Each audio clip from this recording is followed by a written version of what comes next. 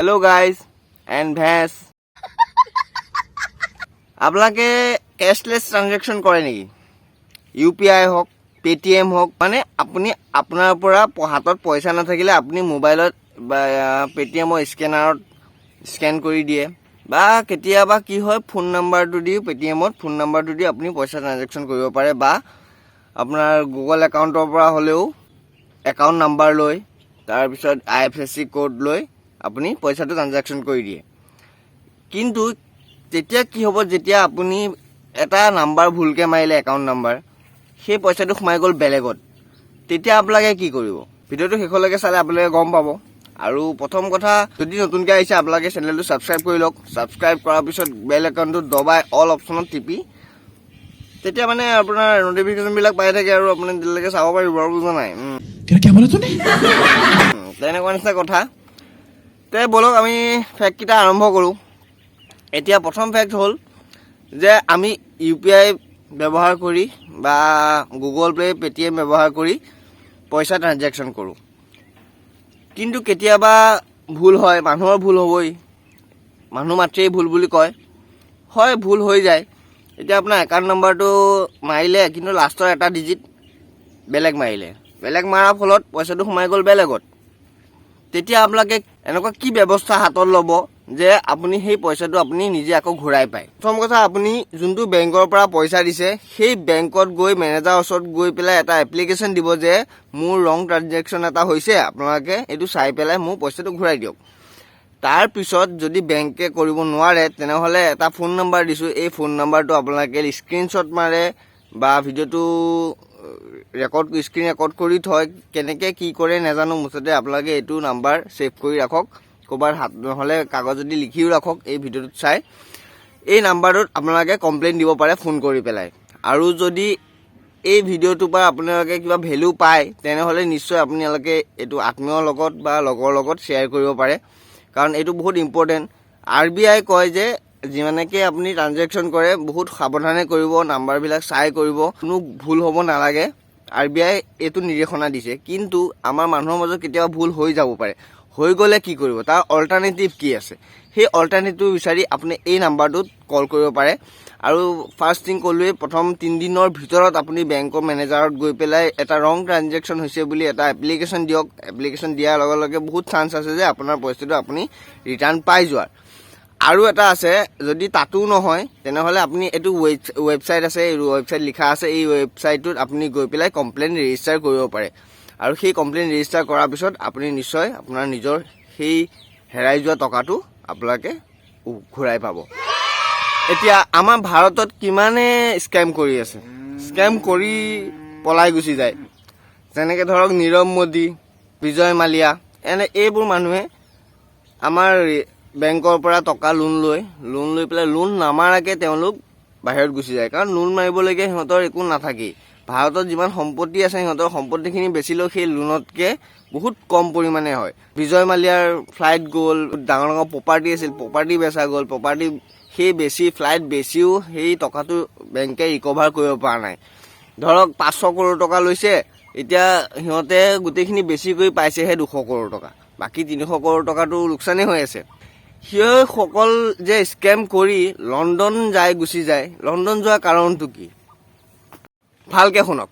লণ্ডনত কি হয়, যদি আপুনি গৈ পেলাই তাত গৈ এটা ৰেষ্টুৰেণ্ট খোলে বা এটা কোম্পেনী খোলে বা $100 মিলিয়ন কিবা এটা খুলিলে, মিনিমাম মানে তাতকৈ বেছি হ'লেও কথা নাই, কিন্তু মিনিমাম $100 মিলিয়ন কিবা এটা কোম্পেনী চলাই আছে বা আপুনি তাত ক'ৰবাত ইনভেষ্ট কৰি ৰাখিছে, তেনেহ'লে আপোনালোকক সেই লণ্ডন চৰকাৰে আপোনালোকক কিছু সময়ৰ কাৰণে আপোনাৰ তাত থাকিবলৈ দিয়া হয়। লাগিলে আপুনি হেৰিত যিমানেই ডাঙৰ স্কেম কৰি নাহক বা কি কৰি নাহক, তাত সেই সিহঁতৰ এটা লাভ হৈ যায় ন, যে ইণ্ডিয়াৰ পৰা আহি মোৰ ইয়াত ইমান টকা ইনভেষ্ট কৰি আছে, মানে কি টেক্সটোতো মই পাই আছোঁ, টেক্সটো পোৱা মানেতো আমাৰ ইকনমি বাঢ়িব। সেইবিলাক ভাবি পেলাই লণ্ডন চৰকাৰে কৰে কি, আমাৰ যিমান ভাৰতৰ ভগৰুৱা য'ৰ দেশৰ ভগৰুৱা নহওক, ভগৰুৱা গৈ পেলাই যদি তাত কিবা এটা প্ৰকাৰ ইনভেষ্ট কৰে, বহুত হিউজ এমাউণ্টৰ টকা এটা যদি ইনভেষ্ট কৰি পেলাই তেওঁ কিবা এটা চলি থাকে, তেনেহ'লে তেওঁক তাত থাকিবলৈ দিয়া হয়। এইটোৱে কাৰণ যে আমাৰ গোটেই ভাৰতত যিমানবিলাক স্কেম কৰে মানুহবিলাক গৈ পেলাই লণ্ডনত ছেটেল হৈ যায় বা লণ্ডনত থাকিবলৈ সিহঁতে পাই যায়। কাৰণ ভাৰতৰ পৰা এই লণ্ডনত গৈ কেছ দিয়া কৰা মানে বহুত দীঘলীয়া প্ৰচেছ। সেই তেতিয়ালৈকে সি বুঢ়া হৈ মৰিয়ে যাব চাগে। रुको जरा सबर करो। ভাৰততে খায়, ভাৰততো নাহাগে, লণ্ডনত হাগেগে ইহঁত। সেই কাৰণেই আজিকালি বেংকবিলাক দেখিছেনে 5টা 6টা বেংক কৰি এটা বেংক কৰি দিলে। কিয় কাৰণে? এজন মানুহে 10টা বেংক আছে, 10টা বেংকৰ পৰা 100 কৰোৰ টকা ল'লে, 1000 কৰোৰ টকা হৈ গ'লনে? সেই 1000 কৰোৰ টকা যে হৈ গ'ল, এটা বেংকে গম পাব যে এইটো মোৰ পৰা 100 কৰোৰহে লৈছে, দি দিব। সিটো বেংকো তেনেকৈ সেইবোৰ মোৰ পৰা 100হে লৈছে, দি দিব। তেনেকৈ 1000 কৰোৰ টকা লৈ পলাই গুচি গ'ল। এনেকুৱা নকৰিবৰ কাৰণে চৰকাৰে কৰিলে কি 5-6টা বেংক মিলি এটা বেংক কৰি দিলে। এতিয়া বেংক কম মানে আপুনি ইমান টকা ল'ব নোৱাৰে, কম টকা দি আগত 10টা বেংকৰ পৰা লৈছিল, কিন্তু এতিয়া বেংকহে আছে 5টা। 5টাৰ ভিতৰত সোমাই আছে 25টা বেংকৰ ভিতৰত 5টা কৰি দিছে। তেনেকৈ সেই বেংকৰ পৰা আপুনি এটা লিমিটত পইচা ল'ব পাৰিব। যদি লিমিটত পইচা ল'লেও 100 কৰোৰকৈ ল'লেও 5টা বেংকৰ পৰা 500 কৰোৰ ল'লে, সেই তেনেকৈ যদি 25টা বেংকৰ পৰা হোৱাহেঁতেন 2500 কৰোৰ টকা লৈ গ'লহেঁতেন। এইবিলাকৰ কাৰণেই চৰকাৰে এইটো মাথা মাৰিবলগীয়া হৈছে যে বেংকবিলাক আমি মাৰ্জ কৰি দিওঁ। এইবাৰ শুনক, পৃথিৱীৰ চবতকৈ ডেঞ্জাৰাছ আৰ্মছ মানে পিষ্টল, পৃথিৱীৰ চবতকৈ ইতিহাস গঢ়া এটা পিষ্টল, সেই পিষ্টলটো নাম হৈছে AK47। এতিয়া AK47 ইতিহাস কিয় গঢ়িছে? যে এনেকুৱা পিষ্টল নে বেলেগ বহুত পিষ্টল আছে, কিন্তু AK47 যে ইমান পপুলাৰ কিয়? কাৰণ চাওক, AK47ৰ নিচিনা আজিলৈকে পিষ্টল ওলোৱা নাই, আৰু AK47ৰ নিচিনা আজিলৈকে মানুহ চবতকৈ বেছি মৰিছে AK47ৰ গুলিত। পৃথিৱীৰ ভিতৰত যিমান মানুহ মৰিছে ন, AK47ৰ গুলিত চবতকৈ বেছি মানুহ মৰিছে বেলেগ পিষ্টলতকৈ। আৰু ইয়াৰ AK47ৰ মিনিং কি, আৰু এই AK47টো বনাইছিল কি কাৰণে আৰু বনাইছে কোনে, তে গোটেইখিনি কথা ক'বলৈ গৈ আছোঁ। ভিডিঅ'টো শেষলৈকে চাব। AK47ৰ ৰহস্য কি, ইয়াক বনাবলগীয়া হ'ল কিয়?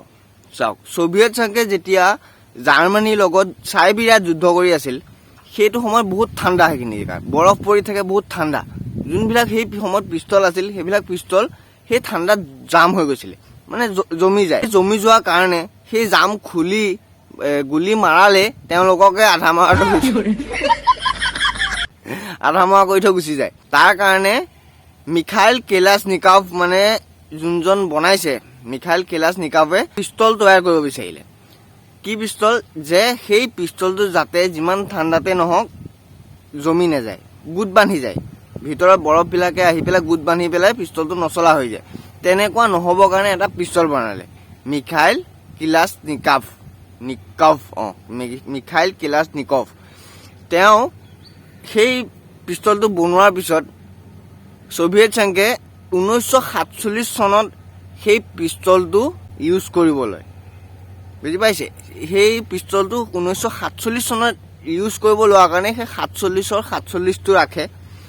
আৰু AK মানে হ'ল, A মানে অট'মেটিক, K মানে কেলাছনিকভ।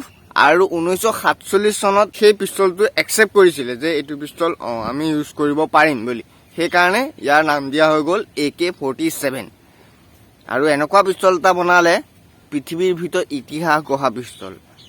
বহুত ভাল হয়, ভাল মানে কি ক'ম, পিষ্টলটো চলোৱাটো ভাল হ'লে কি হ'ব, কিন্তু কাম কৰিটোতো বেয়াই ন। এতিয়া শত্ৰু আহে, শত্ৰুৰ লগততো যুঁজিবলৈ লাগিবই। নিজৰ দেশখন ৰক্ষা কৰিবৰ কাৰণে সেইটোতো কৰিব লাগিবই, সেইটো আমি বেয়া পাই লাভ নাই। নহয়, কিবা এটা কয় নহয়, everything is possible love and war. আজিদিনাখন মই এটা নিউজ চালোঁ। নিউজটো চাই পেলাই মই গোটেই নিউজটো চালোঁ, কিন্তু নিউজটো গম নাপালোঁ কি নিউজ। চ' আপোনাক সেই ক্লিপটো দেখাই দিছোঁ, যদি চাই পেলাই আপোনালোকে নিজে কমেণ্টত জনাব যে কি কৰিব বিচাৰিছে নিউজ চেনেলটোৱে আমাক। তে চাই লওক। গুগলত এইসমূহ বস্তু বিচাৰিলে 5 বছৰ পৰ্যন্ত আপোনাৰ জেল হ'ব পাৰে। 5 বছৰ? তে নকৰোঁ, কিনো কৰিব নালাগে কওকচোন। গুগলত কেতিয়াও নিবিচাৰিব এইসমূহ বস্তু। গম পাইছোঁ, মানে কি বস্তু বা? অন্যথা 5 বছৰৰ বাবে আপুনি হয়তো যাবলগীয়া হ'ব পাৰে জেলত। গুগলত এই 5টা বস্তু বিচাৰিলে হঠাৎ সাৰ্চ কৰিলে কঠোৰ শাস্তিৰ সন্মুখীন হ'বলগীয়া হ'ব। হয় নেকি? গুগল আধুনিক যুগৰ আশীৰ্বাদ স্বৰূপ গুগল অবিহনে আজিৰ ব্যস্ত জীৱন অসম্ভৱ। এইটোতো হয়, এইটো ঠিক কথা কৈছে। গুগল নহ'লে মানে পৃথিৱীত একো কাম নহ'ব। এইটো কি সাৰ্চ কৰিলে এতিয়া জেল হ'ব পাৰে সেইটোহে জানিবলৈ। সহজ সৃষ্টিকৰ্তাৰ বাহিৰে গুগলত সকলো বস্তুৱে উপলব্ধ। কিন্তু সেই গুগলত এনে কিছু বস্তু আছে যাক বিচাৰিলেও বা টাইপ কৰিলেও আপুনি কঠোৰ শাস্তিৰ সন্মুখীন হ'বলগীয়া হ'ব। এইসমূহ বস্তু গুগলত সাৰ্চ কৰা মানে বিপদত পৰাটো অনিবাৰ্য। 5 বছৰৰ বাবে হয়তো আপুনি জেলত যোৱাটো এক প্ৰকাৰ খাটাং। গুগলত কেতিয়াও নিবিচাৰিব বা সাৰ্চ নকৰিব এইসমূহ বস্তু। নিজেও সাৱধান হওক, শ্বেয়াৰ কৰি আনকো সাৱধান কৰি দিয়ক। বাৰু সাৱধান হৈছোঁ বাৰু, কিন্তু কি চাৰ্চ কৰিব লাগে সেইটো কওক আৰু শ্বেয়াৰ কৰি দিম বাৰু, চিন্তা কৰিব নালাগে, শ্বেয়াৰ কৰি দিম। বিচাৰিলে 5 বছৰ পৰ্যন্ত আপোনাৰ জেল হ'ব পাৰে।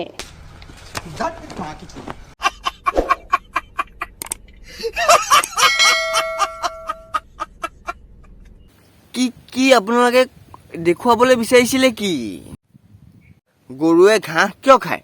যেতিয়া আপুনি ভিডিঅ'টো ক্লিক কৰিবগৈ, গৈ পেলাই গোটেই গৰুৱে আপোনাৰ ৰচনা লিখি আছে, ৰচনা কৈ আছে, মানে আপুনি গোটেই আধালৈকে ৰচনা কৈ আছে। 8 মিনিটৰ ভিডিঅ', 7 মিনিটলৈকে ৰচনা ক'লে, 1 মিনিটতে লাষ্টত 10-20 ছেকেণ্ডত ক'ব বোলে গৰু ভোক লাগে কাৰণে ঘাঁহ খায়।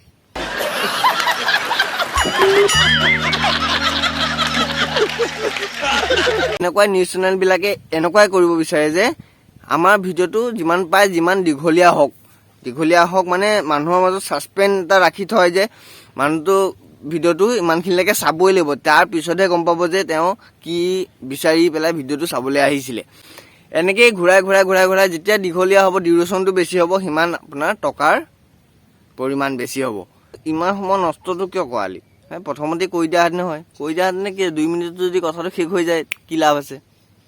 একো লাভ নাই। তে সেইটো কথাকে টানি ৰবৰ নিচিনা টানি 2 মিনিটৰ বস্তুটো সেইকাৰণে 8 মিনিট পোৱা লাগে। বুজি পালেনে? সেই 8 মিনিট পোৱা লোৱা মানে বাকীখিনি বুজি পাইছেই। তো গাইজ এণ্ড ভেজ বুজিলেনে আপোনালোকে কথাখিনি? সেইটোৱে, যদি ভিডিঅ'টো ভাল পালে লাইক কৰিব আৰু ছাবস্ক্ৰাইব কৰিবতো ক'লোৱে চাগে। আজিলৈ আহিছোঁ, আকৌ লগ পাম নেক্সট ভিডিঅ'ত। এনেকুৱা কিছুমান ফেক্ট লৈ আহিম।